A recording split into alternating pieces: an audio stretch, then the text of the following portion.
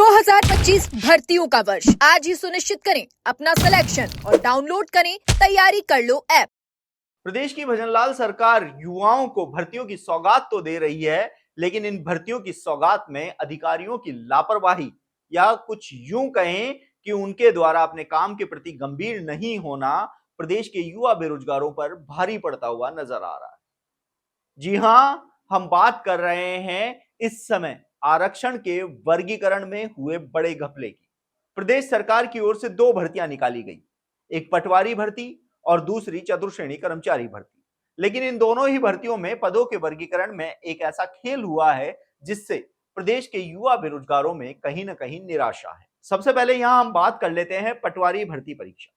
देखिए, कर्मचारी चयन बोर्ड की ओर से 2020 पदों पर पटवारी भर्ती परीक्षा का आयोजन किया जा रहा है और इसके लिए फिलहाल आवेदन प्रक्रिया चल रही है जो 23 मार्च तक चलेगी।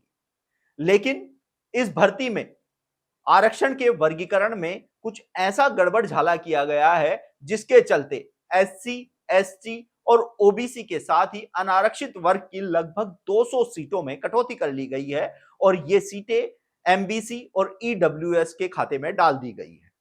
हालांकि अधिकारियों के द्वारा रोस्टर के तहत ही पदों का विभाजन करने की बात कही जा रही है, लेकिन जब सिलेबस जारी किया जाता है और भर्ती का विज्ञापन जारी किया जाता है, उस समय जो कागजों पर लिखा हुआ होता है, युवा कहीं ना कहीं उस पर यकीन करते हैं। ऐसे में एससी, एसटी, ओबीसी और अनारक्षित वर्ग की लगभग 200 सीटों के कम होने का जो आक्रोश है वह इस समय प्रदेश के युवा बेरोजगारों में नजर आ रहा है। आरक्षण संघर्ष समिति की ओर से लगातार पदों के वर्गीकरण को सही करने की मांग की जा रही है, तो वहीं किरोड़ी लाल मीणा भी खुले मन से पटवारी भर्ती में जो पदों की कटौती की गई है उस पर नाराजगी जता चुके हैं। तो वहीं संसद में भी विपक्ष के कई विधायक इन पदों के वर्गीकरण को सही करने की मांग उठा चुके हैं, लेकिन अभी तक भी नतीजा ढाक के तीन पात है। जो गलती पटवारी भर्ती में पदों के वर्गीकरण में जारी की गई, वो ही गलती चतुर्श्रेणी कर्मचारी भर्ती की जो विज्ञप्ति है उसमें देखने को मिली है।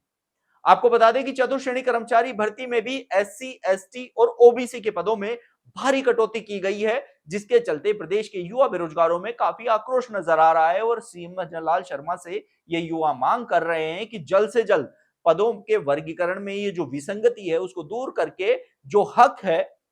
प्रदेश के युवा बेरोजगारों के आरक्षित वर्ग के, वो उनका दिया जाए। लेकिन अभी तक भी इन मांगों पर किसी भी प्रकार का कोई ध्यान नहीं दिए जाने के चलते प्रदेश के युवा बेरोजगारों में आक्रोश है। पदों के वर्गीकरण को सही करने की मांग को लेकर आरक्षण संघर्ष समिति ने भजनलाल सरकार को चेतावनी भी दी है कि यदि जल्द से जल्द इन पदों के वर्गीकरण में विसंगति को सही नहीं किया जाता है तो जयपुर में एक बड़ा आंदोलन किया जाएगा और अपनी मांग को लेकर भजनलाल सरकार का विरोध भी किया जाएगा। ऐसे में अब देखना होगा कि आने वाले समय में